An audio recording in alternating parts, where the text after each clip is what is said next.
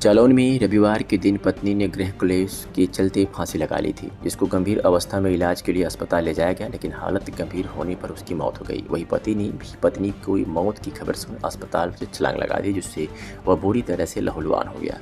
जख्मी हालत में उसे इलाज के लिए कानपुर रेफर किया गया, जहां रास्ते में ही उसने दम तोड़ दिया। जैसे ही दंपत्ति के शव गांव पहुंचे तो लोगों की आंखों में आंसू छलक पड़े। पूरा मामला कालपी कोतवाली क्षेत्र के उसर गांव का है, जहां पर नरेंद्र अहिरवार की 26 वर्षीय पत्नी पूजा ने गृह क्लेश के चलते बंद कमरे में फांसी लगा ली थी। घर के लोगों की नज़र पूजा पर पड़ी तो उसे फंदे से उतारा गया। गंभीर अवस्था में उसे इलाज के लिए अस्पताल लाया गया, जहां से उसे झांसी रेफर कर दिया गया।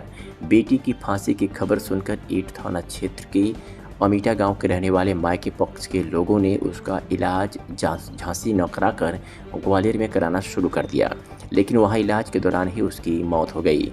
मौत की खबर सुनते ही नरेंद्र ने ग्वालियर में मौजूद 4 मंजिला अस्पताल की छत से छलांग लगा दी, जिससे वह बुरी तरह से जख्मी हो गया। जख्मी हालत में उसे डॉक्टरों ने इलाज के लिए कानपुर रेफर किया, लेकिन रास्ते में ही उसने दम तोड़ दिया। मौत की खबर से पूरे गांव में सन्नाटा फैल गया। दोनों के शव जब गांव में पहुंचे तो लोगों की आंखों में आंसू थे। वहीं गांव में भारी पुलिस बल की तैनाती रही। मायके पक्ष के लोगों का आरोप है कि बेटी की गला दबाकर हत्या की गई है। वह सूचना मिलते ही मौके पर पहुंचे क्षेत्राधिकारी राम सिंह व कालपी कोतवाली पुलिस ने शव को कब्जे में लेकर पंचनामा भर पोस्टमार्टम के लिए भेज दिया। तो मीडिया कर्मियों ने इस मामले में के संबंध में क्षेत्राधिकारी कालपी से बाइट लेने की बात कही तो बाइट देने के लिए साफ इनकार कर दिया गया। लड़की का भाई बलवीर ने मीडिया से क्या कुछ कहा है, सुनिए। क्या नाम है भैया? बलवीर सिंह है सर हमारा। आप कौन हैं ये इस लड़की के? भाई हम। क्या मामला हुआ है आज ये?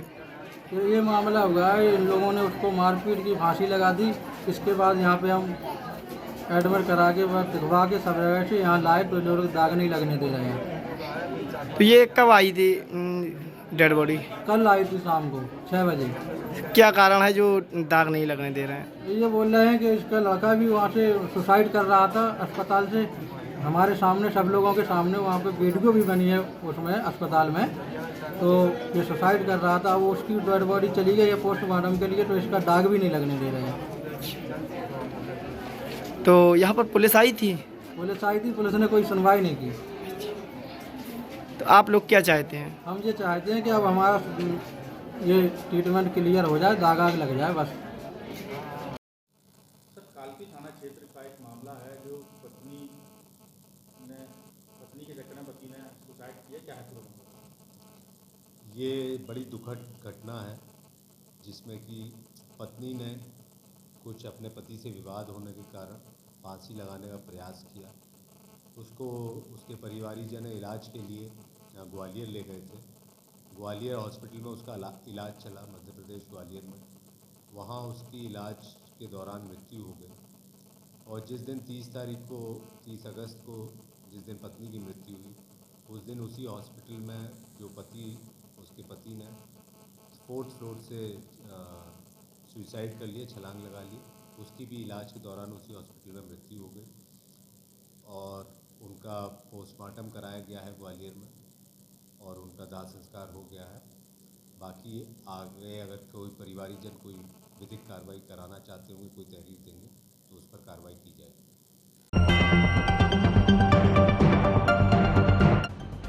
कुशीनगर के कसिया तहसील एसडीएम गोपाल शर्मा की अध्यक्षता में कसिया तहसील अंतर्गत सभी थानाध्यक्षों के साथ बैठक कर 10 बिंदुओं पर चर्चा कर आदेश जारी करते हुए एसडीएम गोपाल शर्मा ने कहा कि थाने से 107, 116, 151 के अंतर्गत पुलिस द्वारा न्यायालय में पेशी का समय शाम 5 बजे संपूर्ण दस्तावेजों के साथ भेजना सुनिश्चित करें। उन्होंने कहा कि चालानी रिपोर्ट हस्तलिखित हो तथा उसमें विवाद का संपूर्ण अंश का उल्लेख किया गया हो। जहां भी विवाद उत्पन्न हुआ वहां मौके पर उपस्थित वीर पुलिस अधिकारी व अन्य पुलिस अधिकारी वस्तुस्थिति से पूरी तरह परिचित हो। उसके साथ ही उन मुलजिमों को मजिस्ट्रेट के समक्ष पेश करना सुनिश्चित करें। जो मामला धारा 133, 145 के तहत प्रकरण उप जिलाधिकारी न्यायालय में विचाराधीन है तथा थाने से आख्या हेतु प्रेषित किए गए हैं, उससे अतिशीघ्रता आख्या न्यायालय को समयान्तर्गत उपलब्ध कराना सुनिश्चित करें। जिस किसी भी थाना क्षेत्रों में सड़कों चौराहों पर हो रहे अवैध अतिक्रमण की स्थिति उत्पन्न ना हो, इसके लिए ट्रैफिक पुलिस को आदेश दिया जाए। छोटे छोटे प्रकरणों को सहमति के आधार पर निस्तारण कराए जाने हेतु निर्देशित किया गया। संबंधित थानाध्यक्ष अपनी रिपोर्ट कार्यालय में जन सुनवाई व अन्य मामलों के समयबद्ध तरीके से कार्यालय भेजने का निर्देश दिया गया। सभी को जो पुलिस और प्रशासन है दोनों में किस प्रकार से बेहतर तरीके से समन्वय स्थापित है उसके लिए बुलाया गया था। इसमें कुछ उनको निर्देश दिए गए थे कि जो कैदी हैं वो अब वो समय से उनको भेजें, बहुत ज़्यादा समय मतलब उनको यहाँ भेजने में ना लगे। दूसरा, उनके थाना क्षेत्रांतर्गत जो बीट के सिपाही हैं जो उन कैदियों को पकड़ के लाते हैं उनको उस मामले की थोड़ा जानकारी है। अगला ये है कि छोटे छोटे कई बारे मामले ऐसे होते हैं जो केवल आम सहमति के आधार पर सुलझाए जा सकते हैं, लेकिन उनके लिए जो अपराधी जो फरियादी हैं वो दर बदर भटकते रहते हैं। तो जो छोटे मामले हैं उनका पुलिस और प्रशासन के लोग बैठ करके एक जगह बैठ करके निस्तारण करें। जीवन प्रदर्शित किया गया है। चौराहों पे या जो छोटी छोटी सड़कें हैं जहाँ पे अतिक्रमण के मामले आते हैं तो जो ट्रैफिक पुलिस के सिपाही हैं और जो बीट के सिपाही हैं उनको भी अवगत करा दिया गया है कि वे संबंधित थानाध्यक्षों के माध्यम से और जो अतिक्रमण है वो उसको हटाने में मदद करें। और कुछ जो न्यायिक कार्य हैं जिनमें थाना से रिपोर्ट मंगाई जाती है वो रिपोर्ट को भी ससमय तरीके से प्रेषित करें, इसके बारे में भी उनको अवगत कराया। तो ये कुछ विषय थे जिन पर उनसे बात की गई और सफलपूर्वक मीटिंग संचालित हुई और सभी थानाध्यक्षों का इसमें सहयोग प्राप्त होगा, ऐसी हमें पूरी आशा है। कौन कौन आए थे थाना अध्यक्ष? इसमें तहसील कसिया अंतर्गत आने वाले 5 थाने, थाना कुबेरिस्तान, थाना कसिया, थाना रामकोला, थाना पटेरवा और थाना तुकपट्टी के एसओ जो महोदय थे वो सभी आए थे।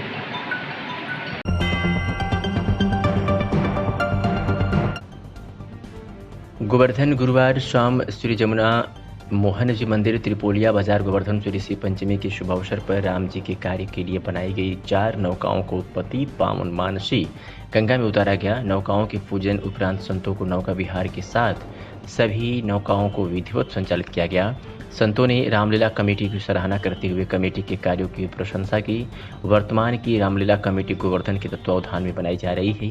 नौकाओं का निर्माण लगभग अपने अंतिम चरण में पहुंच गया है। रामलीला कमेटी के अध्यक्ष गौतम हिंदुस्तानी ने बताया कि रामलीला कमेटी द्वारा 11 नौकाओं का संकल्प लिया गया है, जिसमें से 4 नौकाओं की मानसी गंगा में उतार दिया है। बाकी नौकाओं को शीघ्र ही मानसी गंगा में उतारा जाएगा। ठाकुर जी की सभी प्रकार की लीलाओं के मंचन जैसे नौका विहार लीला, फूलडोल लीला, कालीदह लीला, चुनरी, मनोरथ लीला, विभिन्न प्रकार के सत्संग, भागवत आदि का प्रयोजन किया जा सकेगा। शुभारंभ किया है मानसी गंगा में रामलीला कमेटी के द्वारा, क्या कहना चाहेंगे इसको?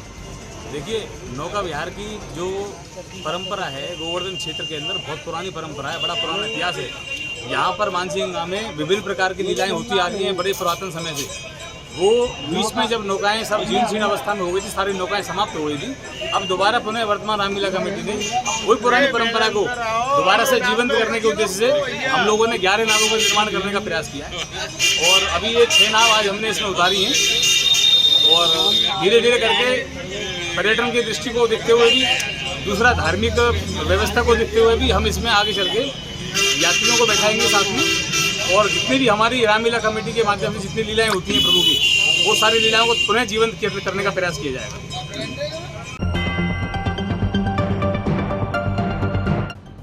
जनपद अमरोहा के तहसील हसनपुर के अंतर्गत आने वाले उछारी ढवारसी मार्ग पर 2 बाइकों के आमने सामने की भिड़ंत में एक युवक की दर्दनाक मौत हो गई। वहीं 3 युवक गंभीर रूप से घायल हो गए। सूचना पर मौके पर पहुंची पुलिस ने घायलों को सीएचसी में भर्ती कराया। थाना सैदनकली के गांव सकतपुर निवासी जुल्फिकार पुत्र हबीब 30 वर्षीय अपनी बाइक पर सवार होकर गुरुवार की शाम ढवारसी से अपने गाँव सकतपुर आ रहा था। जैसे ही उसकी बाइक उछारी ढवारसी मार्ग पर चकुनी गाँव के नजदीक पहुंची तो अचानक सामने से आ रहे बाइक सवार की बाइक में आमने सामने की जोरदार भिड़ंत हो गई, जिसमें बाइक पर बैठा जुल्फिकार दूर जा गिरा और उसकी मौके पर ही मौत हो गई। तो उधर दूसरी बाइक पर बैठे जिला संभल के गांव बरखेड़ा निवासी उमेश पुत्र विजयपाल केला देवी निवासी नेत्रपाल पुत्र जय वीर तथा देवरी गांव निवासी सत्यवीर पुत्र उदयराम गंभीर रूप से घायल हो गए। घटनास्थल पर लोगों की भीड़ जमा हो गई। सूचना मिलते ही थाना पुलिस मौके पर पहुंच गई और अपनी कार्रवाई में जुट गई। कहाँ रहते हो? शकतपुर। ये जो हादसा हुआ कैसे हुआ है? ये बाइक पर था, अब दूसरे वाहन का पता ना, बाइक पे बता रहे हैं उस वाहन के लिए भी। तो ये ढवारसी के लिए जा रहा था। अच्छा, अब ये पता नहीं कैसा एक्सीडेंट हुआ, हम तो बात को पहुँचे हैं वहाँ। हादसा कहाँ पर हुआ था? ये हुआ है सकतपुर प्याऊ से एक मंदिर पड़ता है चकुनी की, उसके बीच में। प्रॉपर हादसा हुआ अच्छा, तो उस लड़के का नाम किसी मौत हुई है? उसका नाम? दिलदार। अच्छा।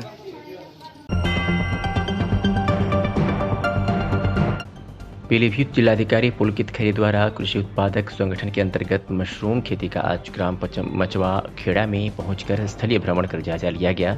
जिलाधिकारी को कृषक महेंद्र गंगवार द्वारा बताया गया कि मशरूम की खेती करने हेतु सर्वप्रथम 2 माह पुराना भूसे को गीला कर 40% तापमान पर पॉलीथीन में भूसा रखा 40% नमी होने पर मशरूम के बीज डाल दिए जाते हैं। कृषक द्वारा बताया गया 1 कुंटल भूसा में 10 किलोग्राम मशरूम के बीजों को बोया जाता है। आज 2 बस पुराने गोबर की खाद भी प्रयोग में लाई जाती है।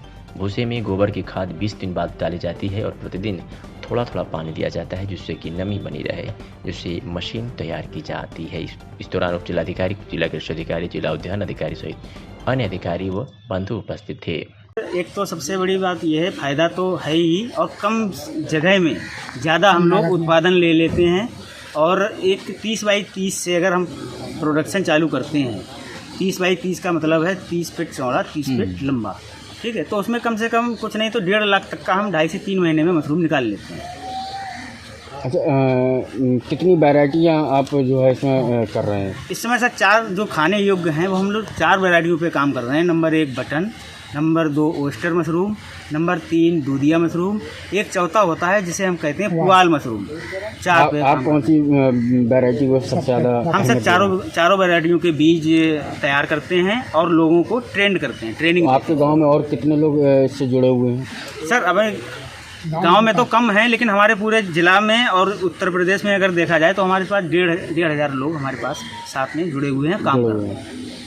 माननीय प्रधानमंत्री जी और माननीय मुख्यमंत्री जी की लगातार इस बात के लिए प्रेरणा रहती है कि हम लोग कृषक संगठनों को मजबूत बनाएं। इसको लेके हमने जनपद पीलीभीत में प्रदेश की पहली ऐसी दुकान भी शुरू करी जो कृषक संगठनों द्वारा संचालित है। हमारे 3 FPOs उससे जुड़े हुए हैं और उन्हीं में से एक FPO महेंद्र जी का है, जिनके यहाँ पे आकर मशरूम का कार्य किस तरह से करा जाता है, क्या उसकी ज़रूरतें होती हैं, क्या वैरायटी होती है, उसमें क्या सावधानियाँ बरतनी होती हैं, किस तरह से उसके बीजों की तैयारी होती है और बीज के बाद मशरूम को किस तरह से तैयार करा जाता है, ये पूरी प्रक्रिया आज मैंने समझी। मेरे साथ कई अन्य जनपद स्तरीय अधिकारी भी यहाँ मौजूद रहे। आवश्यक है कि हम इस प्रक्रिया को समझ के इसके विपणन के लिए जितना बेहतर कर सकें हैं, उतना इन कृषक भाइयों को मजबूती मिलेगी, इन कृषक संगठनों को मजबूती मिलेगी। और अगर किसान खुशहाल होगा तभी हमारा देश भी आगे खुशहाल हो सकता है और उन्नति कर सकता है।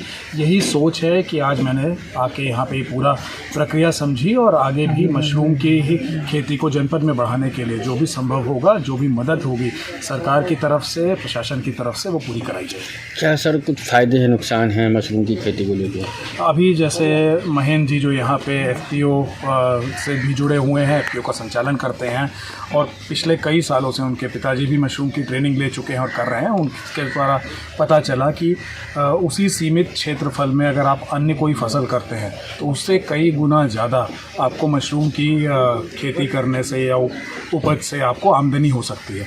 तो लगातार जोर माननीय प्रधानमंत्री जी का होता है कि हम किसान की आमदनी कैसे बढ़ाएं।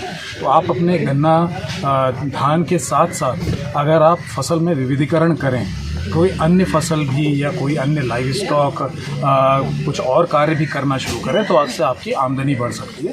तो कई किसान भाइयों को प्रेरणा इससे लेनी चाहिए। कई किसान भाई इससे सीख भी रहे हैं, इनसे भी जुड़े हुए हैं, लगातार इनके पास आ रहे हैं, ट्रेनिंग ले रहे हैं और इससे इस विविधीकरण से आमदनी किसानों की बढ़ेगी और वो उन्नत हो सकेगी।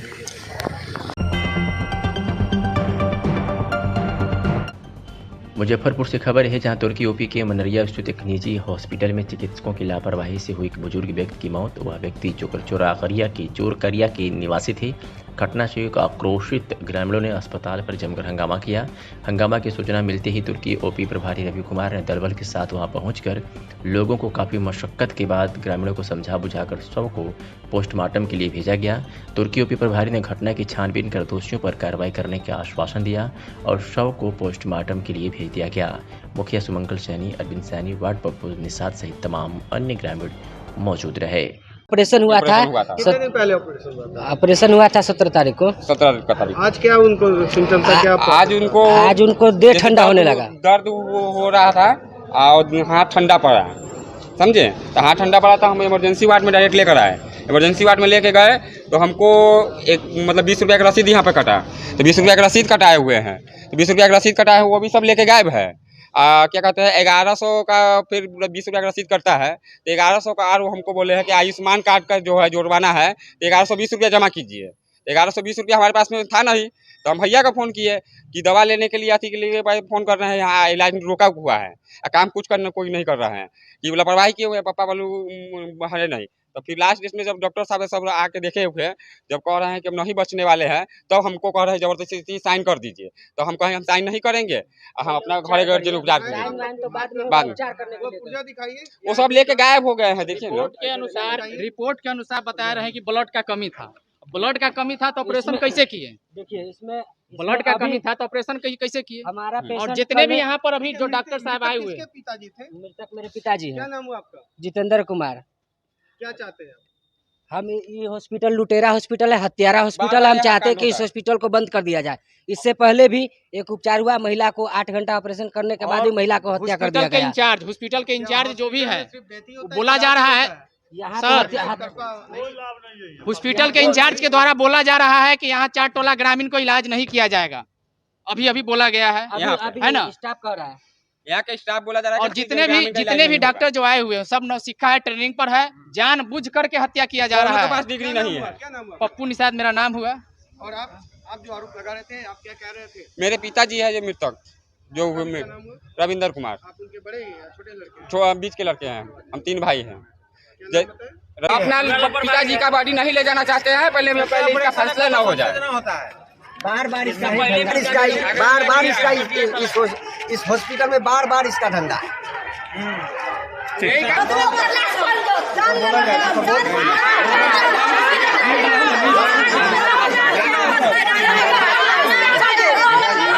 क्या हुआ है? क्या मामला है? क्या हुआ?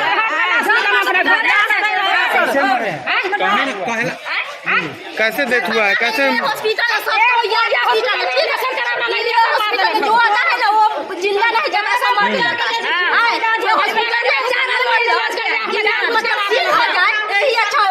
आदमी बच जाए,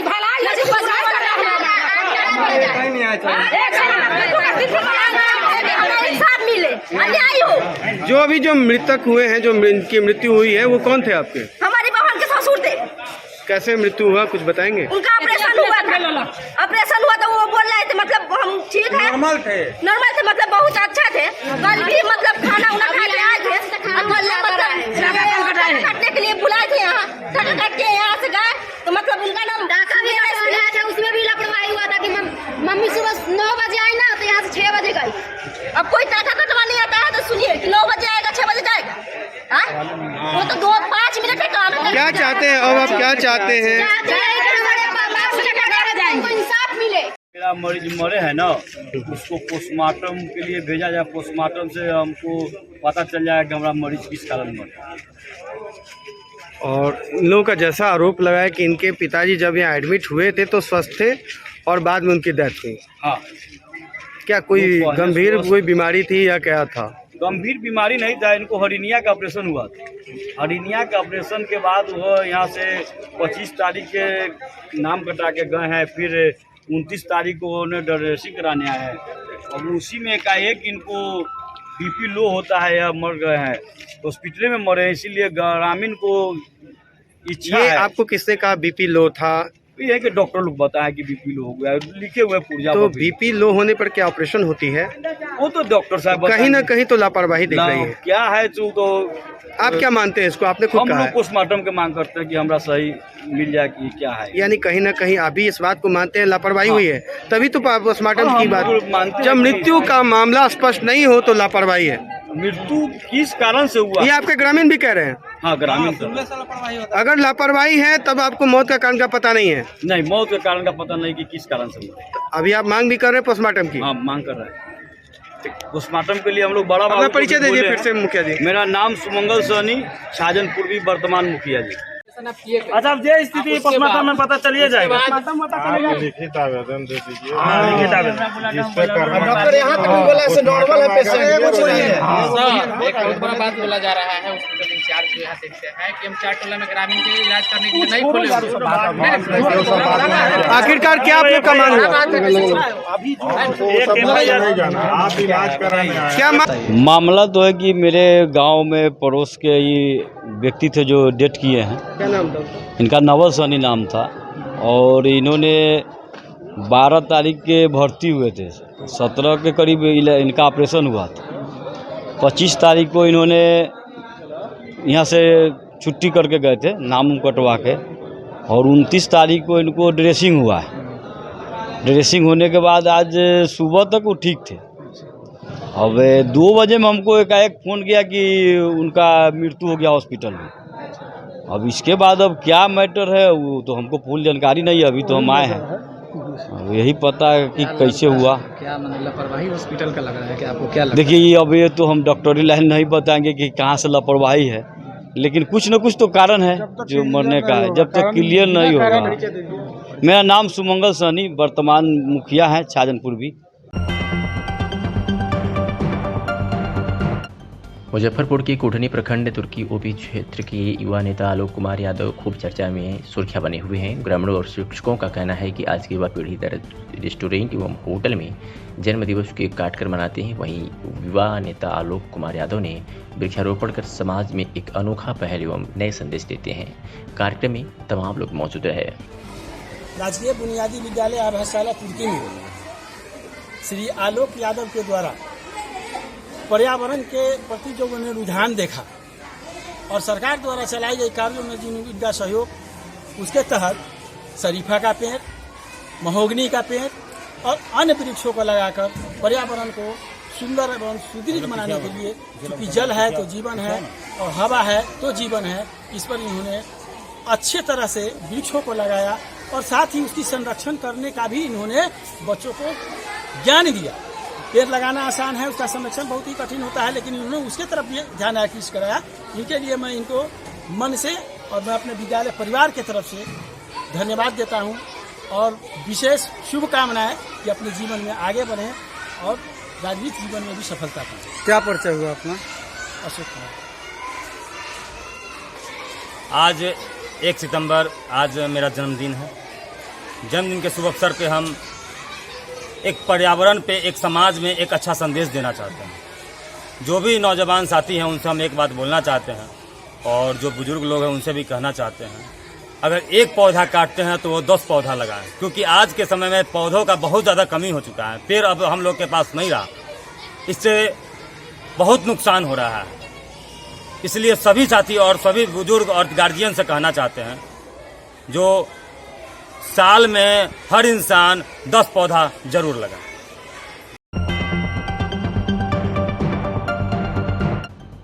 बालोद से एक खबर है, जहां आज हम आपको एक ऐसे बच्चे के बारे में बता रहे हैं जिन्हें एक विलक्षण प्रतिभा है। ये महज 5 साल की नमीशा शाहू हैं, जो तकसीवा बेरला की रहने वाली है। तीज पर बच्ची गुरूर अपने रिश्तेदार के घर आई थी, जहां उनकी प्रतिभा देख लोग अचंभित रह गए। दरअसल में इस बच्चे को गीत के श्लोक सहित कई ज्ञान व भक्ति से जुड़ी बातें मुखाग्र याद है। नमीशा अभी विजन पब्लिक स्कूल बेरला में क्लास KG 2 में पढ़ाई करती हैं। उनकी माता सूर्यकिरण साहू व पिता सुशील साहू हैं। माता सूर्यकिरण कई साल से गायत्री परिवार हरिद्वार से जुड़ी हैं, जिसके चलते बचपन से ही उनकी बेटी भी श्लोक आज सुनती रहती हैं। यही कारण है कि उनके मन मस्तिष्क में इसका गहरा प्रभाव पड़ा है। माँ व घर के अन्य लोगों से रोज सुनते बेटी नमीशा को शब्द मुखाग्र याद हो गया है। उसे गीत के श्लोक, कबीर के दोहे, चौपाई, साखी, भजन, आरती सब याद है। कोई उनसे कुछ भी पूछे तो फट से बोलने लग जाती हैं। कम उम्र में इतना मुखाग्र होना अद्भुत बात है। लोग उसे श्लोक बोलते देख आश्चर्य में पड़ जाते हैं। परिजन बताते हैं, जब नमीशा गर्भ में थी तब भी दिन भर उनकी माँ सूर्यकिरण भागवत प्रवचन आज सुनती रहती थी। कहा जाता है कि बच्चे गर्भ से भी सीख कर आते हैं। परिजन इस चमत्कार स्वरूप भी मानते हैं। नमीशा को कई भक्ति गाने व भजन भी याद हैं, जिन्हें वह हूबहू उसी स्वर में लय में गाती हैं, जैसे छोटी छोटी गैया, मैया यशोदा ये तेरा कन्हैया, कल कल करे माता काली गायत्री मंत्र, गीता के श्लोक व आसानी से गाती हैं। जानकारी अनुसार परिवार का कोई सदस्य यात्री पीठ हरिद्वार में भी निवास करते हैं, जिससे पूरा परिवार भक्तिमय माहौल से शुरुआत से जुड़े हैं। ये वजह है कि बचपन से नमीसा में वही संस्कार दिखाई पड़ रहे हैं जिसे रास्ते उनके माता पिता चल रहे हैं। नमीसा साहू है, क्लास KG2 में पढ़ती हूँ। गाँव का नाम है बेला तकसीवा, मेरे पापा का नाम सुशील कुमार साहू है, मेरी मम्मी का नाम श्रीमती किरण साहू है। 2 साल की थी तब से रामायण में जाती है तो सिखाई है। गीता का प्रथम श्लोक। चलिए बोलिए। धर्म क्षेत्रे कुरुक्षेत्रे संवेता युयुत्सवा मामकः पाण्डवस्यवा किं कुर्वन्ते संजय।